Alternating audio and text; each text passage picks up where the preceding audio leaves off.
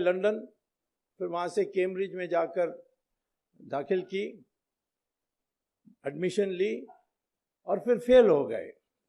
लहसुन कितने का है? 400 रुपए किलो चल रहा है लहसुन। सोना सस्ता होगा पर लहसुन महंगा। तो शलगम जो है 30 रुपए किलो मिल जाते हैं, 40, आज ये 60 बता रहे हैं। राहुल गांधी का फिर एक नया नाटक शुरू। अब देखो, ये सब्जी मंडी में जाके लहसुन का भाव पूछ रहे हैं, जब सबको पता है कि नवंबर दिसंबर में लहसुन वैसे भी महंगा हो जाता है, लेकिन इनको अभी लहसुन का भाव पूछने की पड़ी हुई है। पूछना भैया फरवरी में, मार्च में, तब पता चलेगा लहसुन का भाव वास्तव में क्या हो गया है। हर साल महंगा होता है, कोई पहली बार थोड़ी हुआ है। गिरिनगर के सामने जस्ट हनुमान मंदिर है और सब्जी मंडी है हमारा, मैं वहीं पर ही हूँ। आज हमने अपने राहुल गांधी जी को अपने घर पे भी चाय पे बुलाया है। हाँ, ये देखे कितनी महंगाई है। हमारा बजट जो है ना बहुत ज्यादा बिगड़ रहा है। सैलरी किसी की नहीं बढ़ी, बढ़ गया रेट तो वो घटने का नाम नहीं लेता, वो बढ़ ही गया, आगे और बढ़ेगा। और उनके माध्यम से हम ना अपनी बातें सब जगह पहुंचा सकते हैं।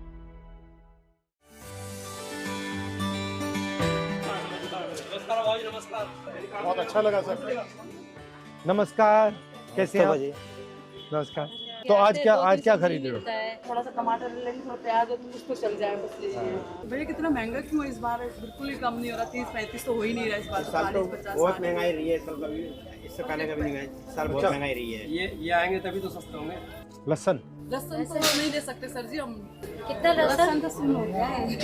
सोना सस्ता होगा पर लहसुन महंगा। लहसुन कितने का है? 400 कितने का है लहसुन? 400 रुपए किलो चल रहा है। कुछ कम नहीं करेंगे लहसुन? फिर इन्होंने देखो वही हरकत करी, आंख मार रहे हैं किसको? सब्जी वाले को। और इस प्रकार के वीडियो रिकॉर्ड करने के लिए जानबूझ के कुछ ना कुछ बुलवाया जा रहा है। अब हर जगह कुछ ना कुछ महंगाई तो आपको दिखाई दे रही होगी, अब हम जानते हैं, लेकिन पूरे साल सब्जी महंगी रहती है भैया। प्याज और टमाटर, आलू, इन सब के समय समय पर महंगा होना, समय समय पर सस्ता होना पुरानी बात है। हाँ, महंगाई बढ़ी है, जरूर बढ़ी है, ये हम मानते हैं, लेकिन क्या केवल इसी सरकार में बढ़ी है? इनको हमेशा अभी महंगाई दिखाई दे रही है।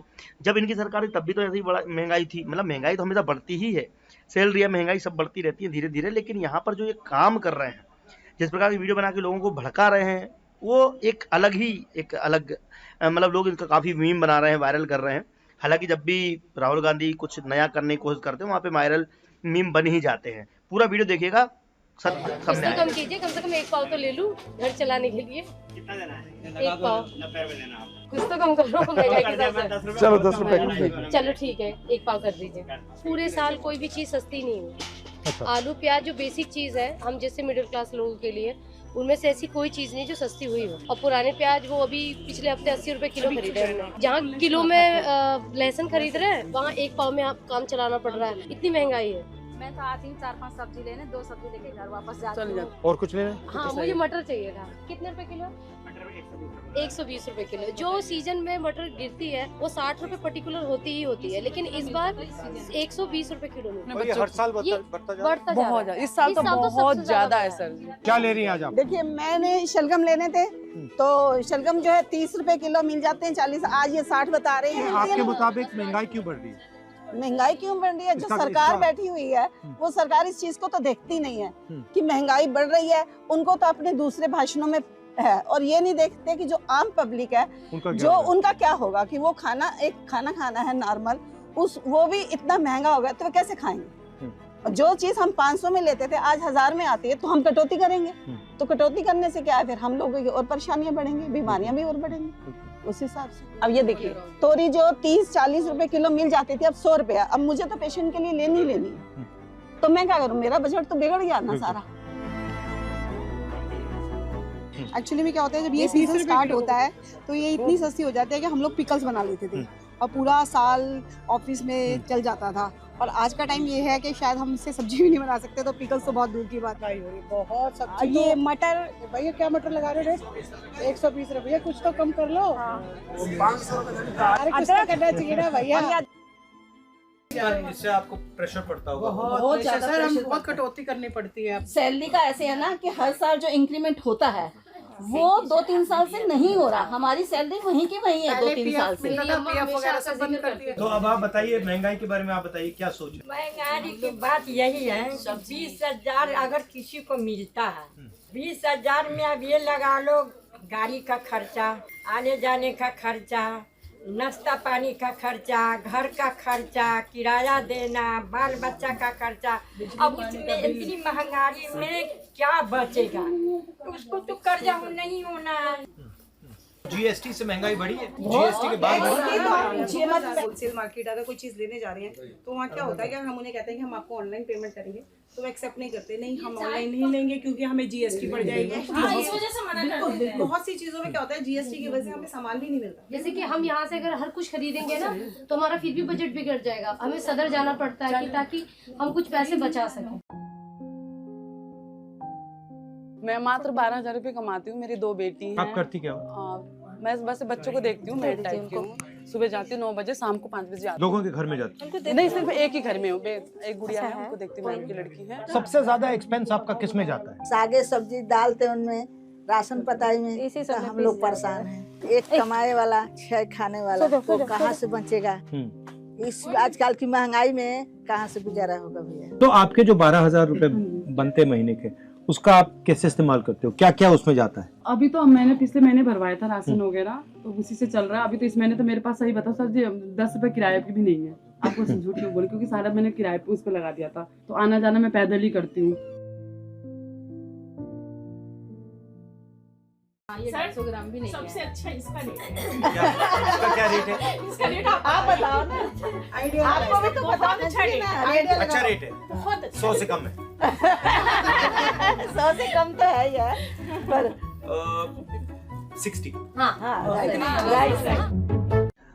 अंबेडकर के लिए रैली की तैयारी करते हुए खुद अंबेडकर का अपमान कर बैठे जीतू पटवारी। ये वीडियो आप पूरा देखिएगा और आपके कमेंट बॉक्स में कमेंट आ जाना चाहिए कि जीतू पटवारी ने ये सही किया, ये गलत। काफी चर्चा इसकी पूरे भारत में हो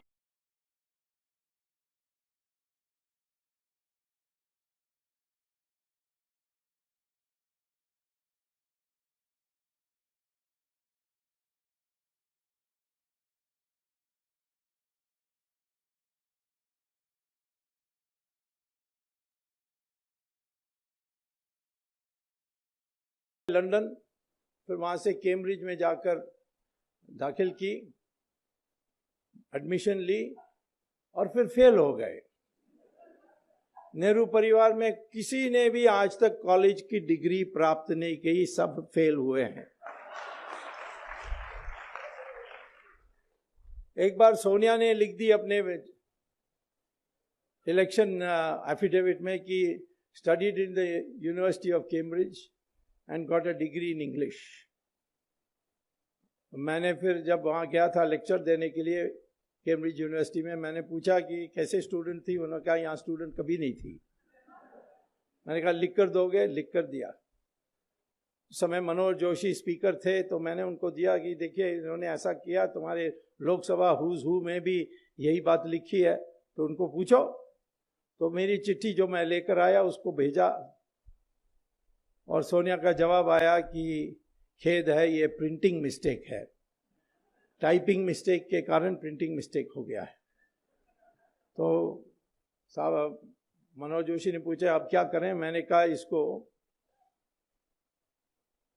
Guinness book of world record को भेज दो, longest typing mistake in history. कभी टाइपिंग मिस्टेक हो सकती है। Studied in the university of Cambridge and got a degree in English, ये टाइपिंग मिस्टेक हो सकता है। राहुल गांधी का भी ऐसे ही है, फेल फेल फेल। प्रियंका भी जीसस मैरी कॉलेज में फेल, इंदिरा गांधी भी फेल, जवाहरलाल नेहरू भी फेल। उसके आगे मैं पहले नहीं जानता हूं क्या थे। तो इसीलिए मैं कहता हूं कि जब वो सावरकर या अम्बेडकर इनके बारे में सोचते थे, इनको ईर्ष्या आती थी और किसी तरीके से उनका बदनाम करने के लिए लगे हुए थे। जैसे अंग्रेज भी सोचते थे ये विचारक है, दिमाग फिरा देगा। जो मकौले ने देश में, हमारे देश में हीन भावना पैदा की, वो हीन भावना को ये हटा देंगे और फिर लोग खड़े हो जाएंगे। सुभाष चंद्र बोस के डर में अंग्रेज छोड़कर गए। ये किसने कहा? जिस प्राइम मिनिस्टर ने इंडियन इंडिपेंडेंस एक्ट पेश की थी पार्लियामेंट में, क्लेमेंट एटली, उन्होंने खुलेआम कहा था, क्योंकि अंग्रेजों का पहले से तय था, 200 साल से कई बार लिख चुके थे कि जिस दिन ये देश के, हिंदुस्तान के लोग खड़े हो जाएंगे लड़ने के लिए, उस दिन हमें छोड़कर जाना पड़ेगा, और खास तौर पर जब मिलिट्री विद्रोह करेगी तो हम एक दिन भी नहीं रहना चाहिए।